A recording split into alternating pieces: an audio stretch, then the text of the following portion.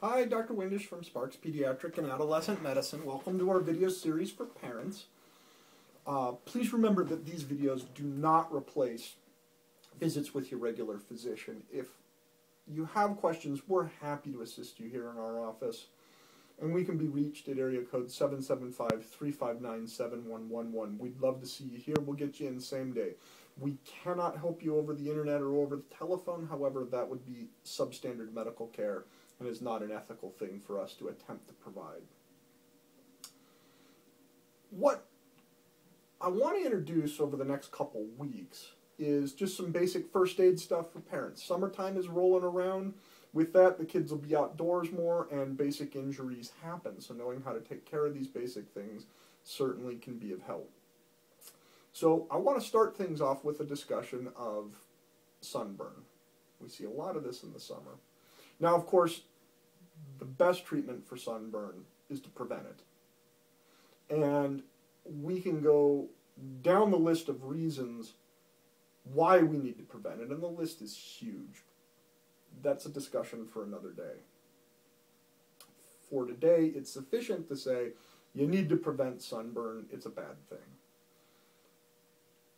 And I'm not going to go into how to prevent it. Sunscreens and cover-ups and staying out of the sun and all of that is important. And by all means, use sunscreen on babies if you can't get them out of the sun.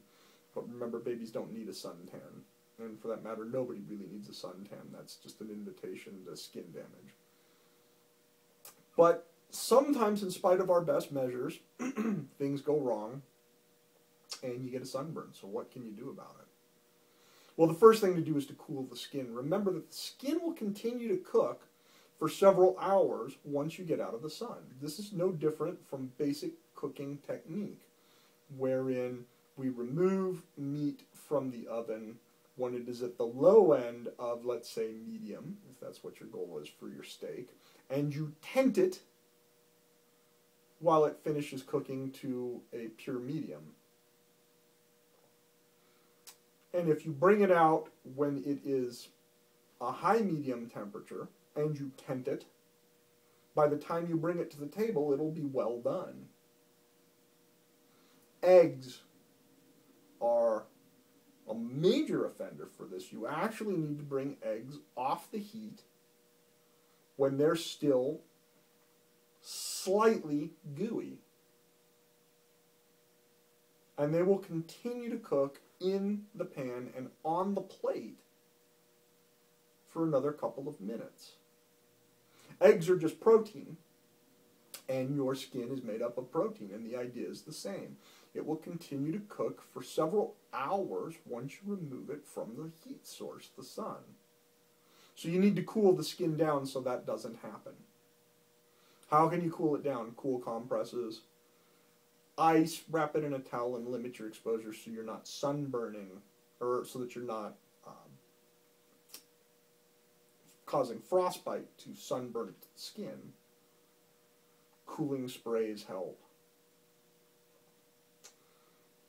Once you have brought the temperature of that burnt skin down and stopped the cooking process, the next step is pain control. A lot of people find aloe vera gel helps with healing, and in fact there's actually been some experimental evidence that aloe applied to burnt skin helps with healing at the wound margins, as well as speeding complete healing, time to complete healing, and it was actually rather compelling evidence in one study.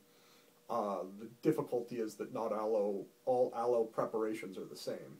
And so your aloe preparation may not work as well as somebody else's. But you can definitely use that. Pain control is important. They do make sprays that are anesthetic for the skin. They make gels that have a little bit of topical lidocaine in them that help to numb the injured, inflamed, uncomfortable skin. If you get a second-degree burn, second-degree burns have blisters. And if you have a second-degree burn, first thing we want to do is leave the blisters alone. The blisters are sterile inside. If you pop them, they become unsterile. If the blisters pop, however, you do need to debride the skin. That means to cut off the dead tissue where the blister had popped, because if you have burnt skin here and popped blister on top, that is no longer sterile, and it traps bacteria up against the skin and can get infected. By unroofing that and removing that, you then prevent trapping of bacteria.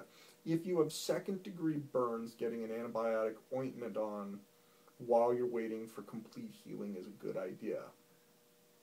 What kind of ointments do we recommend? Really, we recommend two: bacitracin or polysporin. Both are available over the counter without a prescription. I do recommend staying away from neosporin. The neomycin, which is the neo in neosporin, causes a lot of contact allergy. And if you get a contact allergy on top of burnt skin, you increase your risk of scarring. Polysporin is neosporin without the neo, and it doesn't cause that. Bacitracin doesn't have neomycin in it either, and definitely works well as well. And you can put that on 3 or 4 times a day until the wound is completely healed. Avoid tight-fitting clothing for a few days. The skin is injured, the skin is uncomfortable. If you put tight-fitting clothing on, it will hurt.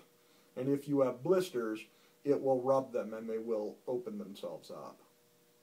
Not a good thing. Once you have sunburnt skin, avoiding re-exposure to the sun is critical. Sunburnt skin handles sun less well than unsunburnt skin. So if you burnt on the first day in 2 hours, you're going to burn in a lot less time and more severely on go number 2, because the skin has lost its ability to repair itself. So staying out of the sun thereafter, good sun protection, good sunscreen, etc. is really important. If the pain is horrific and nothing else is controlling it, then comes the time to contact your physician, because we can prescribe medications to help with pain.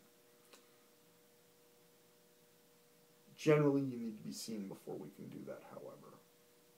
Rarely, there are people who after sun exposure can swell up or can develop diffuse rashes head to toe. If you're one of these people when this happens, it's probably a good idea to see your physician again, because there are things that can be done for it, but first you need to be evaluated to make sure you don't have other ongoing medical problems.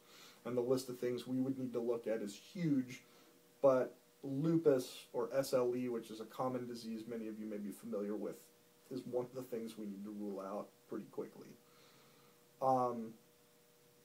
And then we need to decide what's going to be safe to treat you with, and it depends on exactly what symptoms you have and how severe they are and any other ongoing medical problems you might have that are unrelated but might be impacting medication use or might be impacted by medication use. So it's not something we can really do over the phone. You need to see your physician. But there are things that can be done for it. I hope this has helped you to understand a little bit about what to do for sunburn. Let me re-emphasize the real key here is prevention. You know, the old saying, an ounce of prevention is worth a pound of cure. In this case, an ounce of prevention is worth 2,000 pounds of cure. So good luck with that. And remember, it's critical. We're seeing an increase in spike of skin cancers, among other things. And the skin cancers are happening to progressively younger people. So staying out of the sun is important.